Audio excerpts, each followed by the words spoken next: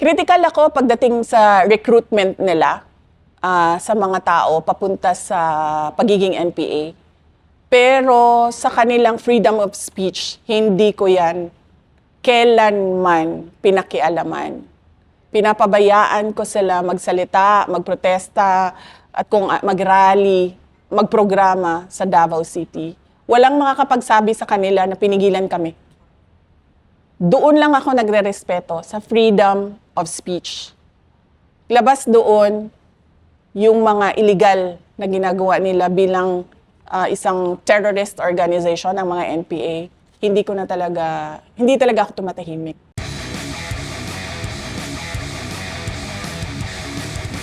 So, December, di ba maalala nyo, December, tinanggal yung budget ng Office of the Vice President. Wala na kaming yung sabi ni Franz Castro, bakit 2.3 billion? Pagdating ng December, paglabas ng budget, approximately 700 million na lang yung OVP budget. Nalaman niya na nasa Davao ako. Pumunta siya sa Davao, si BBM. Tapos, akala ko ang pag-uusapan namin ay yung pagtanggal ng budget ng OVP. Nung nakumakain na kami, walang sinasabi. Puro walang kwentang usapan na hindi mo alam saan papunta yung biglang ang pag-uusapan, rice fields, sa susunod yung swahe na kinakain. Na ganun, okay, sige. Parang ako, uwi na tayo, sayang yung oras natin dito. So, kumakain sila. Tapos, yung palabas na kami sa restaurant doon sa Davao City, eto na naman siya, yung kanyang pagbubulong na mumbling niya, na hindi mo alam kung takot ba itong magsalita, ayaw niyang magsalita, hindi siya makapagsalita, natatakot siyang mahuli siya sa pagsisinungaling niya, ganun siya. Tapos sabi niya, ang nakuha ko lang sa sinabi niya, mag-ingat ka, tuturuan ka namin. So ito na naman tayo. Mag-ingat ka. Bakit ako mag-iingat? Yung tuturuan ka namin, yun ang hindi ko maintindihan talaga hanggang ngayon. Tuturuan ka namin ng leksyon? Kasi ganun yun eh. Tuturuan kayo, ma'am, na kung ano yung isasagot, tapos ikakapahamak nyo. Baka tuturuan kayo ng mga bagay na ginagawa nila na hindi nyo ginagawa. Hindi, ma'am, pero na-observe ko doon sa sinabi nyo kanina, si Franz Castro na naman ang nagkomento doon sa budget nyo na billion. Tapos biglang bumaba. So parang nasusunod ba sa administrasyon na to itong mga makakaliwa, itong mga kakampi ng CPP, NPA, NDF? Parang ganun. Pagdating sa Duterte, nagsasama-sama sila ngayon pagdating kontra Duterte. Naiintindihan ko ang Makabayan Block kasi sabi ko nga sa inyo, may programa kami doon na tinapos talaga namin yung insurgency. Kasali sila sa... kasali sila. Wala yung stronghold nila sa Davao City, yung Paquibato District. Kasali sila doon sa mga surveillance, inimbestigahan, tiningnan kung saan sila pumapasok na mga lugar sa Davao City, ano yung sinasabi nila sa mga tao, ano yung parang pag-poison ng utak ng mga tao. Ganun yung naiintindihan ko ang Makabayan Block. Paano ba sila mag-operate sa Davao?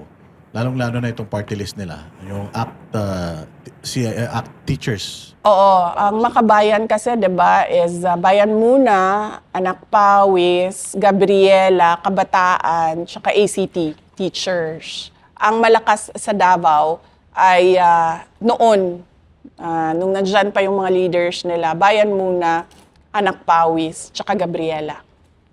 Yan yung malakas sa Davao noon. Paano sila? Pumupunta sila sa mga depressed areas. Yung mga tao ba na madali mo makumbinsi? Kasi panghahawakan na lang nila kung ano-ano ang any kind of hope na makita nila na makakatanggal sa kanila sa kahirapan. Doon sila pumupunta. Mga indigenous peoples, tribes, sa mga low-income families, sa mga informal settlers. Dito sila nagre-recruit ng mga kasamahan nila. Pag na-recruit nila, saan po nila dadalhin ito? Sa Davao City, kasi ganito, pag meron kaming nakukuha or nakakausap, hindi sila tiga Davao City, doon sila nakuha sa Davao Oriental. Lagi yan. Davao Oriental, Compostela Valley, or as far as Surigao del Norte, tsaka itong kapitbahay namin, Agusan. Diyan sila nare-recruit, nadadala sila sa Davao. Kasi pala, sa kanila, palitan, hindi ka nag-ooperate doon kung saan ka galing. So, galing kang Davao Oriental, dadalhin ka sa Davao City. So, ganun ito yung sa mga armadong grupo nila sa NPA. So, ang nagre-recruit before sa inyo, itong mga party list, tapos isasali nila dito sa teroristang grupo na NPA. Oo. Pero hindi mo kaagad makita yon kasi hindi lahat Hindi lahat ng nire-recruit nila ay umaakyat ng bundok. So, ang makikita mo lang, karamihan, mukhang matitino. Kasi hindi sila kasama ng NPA. Yung legitimate na mga advocacies nila, pro-women, yung mga ganon sila, kunwari Gabriela. Pero, yung iba doon, dahan-dahan ng hinihila papunta sa bundok. Kaya may makikita kayo ng mga namatay sa military operations na nagtataka na lang kayo na wala. Sumali ng Kabataan Party List, sumali ng Gabriela na wala. Tapos nakita na lang patay na sa military operations. Kasi yun yung mga ni-recruit galing doon sa, kumbaga, tinatawag nilang legitimate organization namin. Galit sila kasi hindi ko pinapayagan yung ganun. Galit sila kasi hindi mo talaga ako madala na pwedeng sabihin mo na lang tulad ng ibang mayor na tumahimik ka na lang or takutin tulad ng ibang mayor na parang, hindi ka mananalo dito sa lugar namin kung hindi ka magbabayad. Sa akin, hindi. Okay na matalo ako. Hindi lang ako sasama sa kausa, sa cause ninyo. Pero bilang mayor ng Davao City, gaano kayo kakritikal dito sa mga sa mga organisasyon na to? Critical ako pagdating sa recruitment nila sa mga tao papunta sa pagiging NPA. Pero sa kanilang freedom of speech, hindi ko yan kailanman pinakialaman. Pinapabayaan ko sila magsalita, magprotesta, at kung mag-rally, magprograma sa Davao City. Walang makakapagsabi sa kanila na pinigilan kami. Doon lang ako nagre-respeto sa freedom of speech.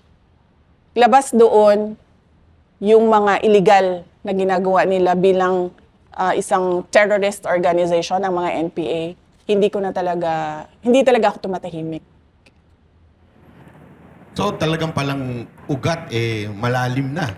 Ika nga, Sa Makabayan, yes. Sa Makabayan. Kaya, ito ang pumayag kay Martin na kayo ay pa-impeach. Hanggang ngayon, sila pa rin ang namumuno sa impeachment ninyo. Yes, kung makikita nyo, meron silang endorsement. And when ng you were impeachment. mayor, masasabi mo ba na yung confidential funds mo noon nagamit dito? Merong portion, hindi lang kasi sa terrorism ginagamit ang confidential funds. Ang confidential funds, lahat ng national security issues na kailangan ayusin ng gobyerno ay ginagamitan ng confidential funds. So ang terrorism, isa lang yon. Ang insurgency, isa lang yon. Sa kadami-dami ng national security issues.